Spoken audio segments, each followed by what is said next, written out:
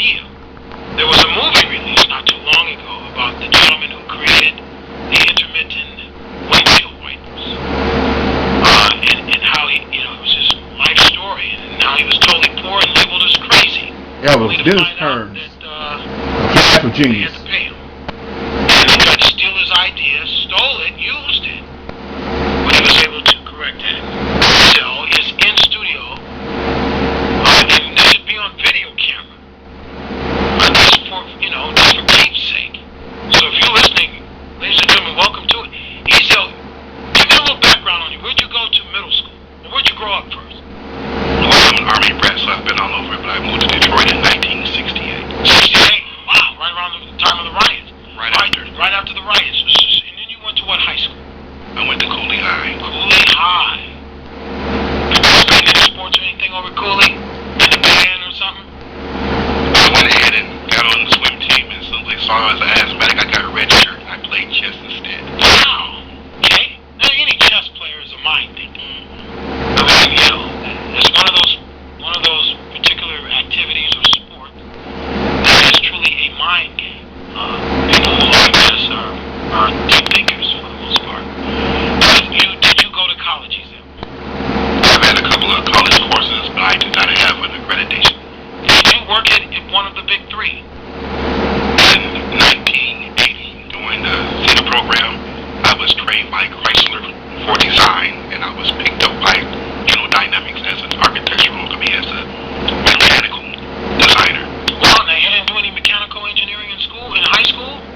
I had architectural drafting there from my instructor, Mr. Bird. Mr. Bird, that gave you some background for what they asked you to do. How did you wind up in the design area for Chrysler? Well, after I was pulled out of the CETA program, they liked my lines, and they went and hired me from there. What's the CETA program? The CETA program was a government program that paid students to go to the drafting program taught by the auto designer. Oh, wow. And Wait a minute. They the kids to go $100 a week to go ahead and go into The the United program. States government, federal government, paid $100 a week to students Yes. to be part of this program. Yes. Did you want to do the program when you were first introduced to it, and who introduced you to it? I love the program. Who introduced you to the program? I don't recall who introduced me to the program. I don't know if I saw it in the paper or what. Okay, but you took the program. You got the $100 a week. This is we're speaking with EZell Walters in studio with us live, and you'll find out what he's claiming in just a moment. It's a fascinating claim. Again, it reminded me when he told me this on the street. It reminded me of the movie that I had watched about the guy who created the intermittent windshield wipers in Ford. Flash of genius. Crackpot and all that kind of stuff. So EZell, so now you're in this program with Chrysler that is based on learning car design. No, I did the ambulance battle tank. It was weapons design. Oh, it's weapons design. Correct. What job did they first give you?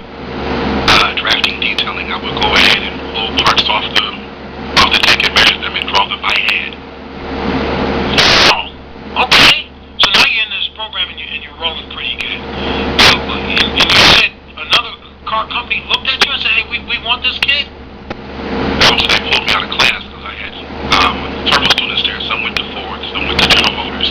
But Chrysler put me out with the General Dynamics program. All right.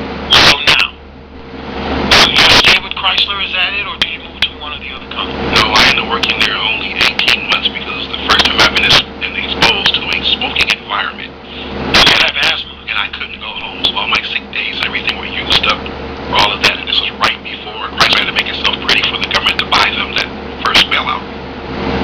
Wow. Okay. So now, what happens next? What happens? You can't work in that environment anymore. What happens? Then I go ahead and I found a program from Rolf's Technical School. Okay. They were teaching AutoCAD. I watched it come out when I left high school. Okay.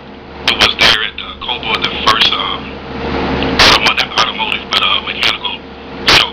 Okay. And just to set the stage for people, we're speaking with EZell Walters. Tell people what you do now, EZell. Right now, I am pursuing trying to start a design program for our youth here to become